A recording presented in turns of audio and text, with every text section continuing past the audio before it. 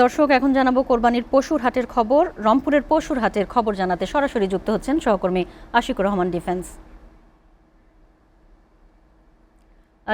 রংপুরের হাটগুলোতে কেমন দেখছেন বেচাকেনা? এই যে সূর্য,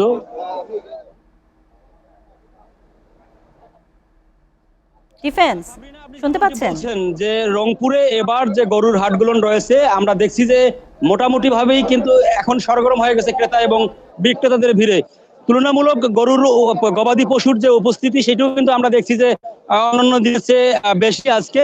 তবে বিক্রেতারা যেটি বলছেন যে স্থানীয় যে ক্রেতারা রয়েছেন তারা কিন্তু শুধু দেখছেন এবং তারা আরো সময় নিচ্ছেন যেন তারা আরো ভালো এবং কম দামে যেন গরু নিতে পারে। তবে আমরা যেটি ক্রেতা বিক্রেতা উভয়ই বলছেন যে এবার তুলনামূলকভাবে যেটি দেখা যাচ্ছে যে এই রংপুরের হাটগুলোতে বাইরের জেলার যে ক্রেতা তাদেরই কিন্তু সংখ্যা বেশি। অর্থাৎ আমরা দেখছি যে গেল কয়েকদিন থেকে বাইরের জেলা থেকে ট্রাক নিয়ে এসে এই রংপুরের বিভিন্ন হাটগুলো থেকে তারা গরু নিয়ে যাচ্ছেন।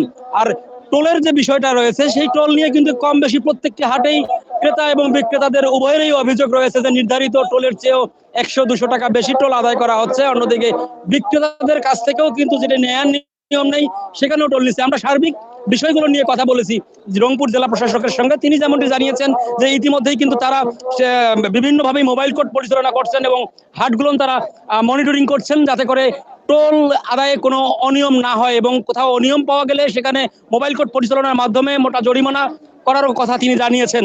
সেই সাথে হাটগুলোতে জাল টাকা শনাক্তের জন্য বুথ বসানো হয়েছে এবং গবাদি পশুর যে স্বাস্থ্য পরীক্ষার জন্য ডাক্তারির যে ব্যবস্থাটা রাখার কথা সেটি কিন্তু আমরা অনেক হাটগুলোতেই খুঁজে পাচ্ছি না।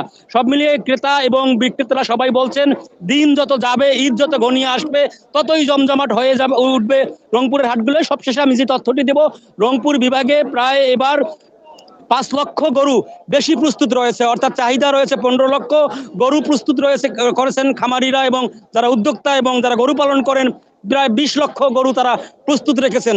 যেহেতু এবার গরুর সংখ্যা বেশি অর্থাৎ গবাদি পশুর সংখ্যা বেশি কোরবানির যোগ্য, সেহেতু একটু চাহিদা কম রয়েছে এবং মানুষজনের হাতে টাকা পয়সা না থাকারও কথা বলছেন বিক্রেতারা। সে কারণেই হয়তো আগামী দিনে অর্থাৎ ঈদ ঘনিয়ে আসার সাথে সাথে হয়তো হাটগুলো আরো জমজমাট হবে বলে মনে করছেন। সাবরিনা। জি, অবশ্যই ডিফেন্স, আপনাকে ধন্যবাদ।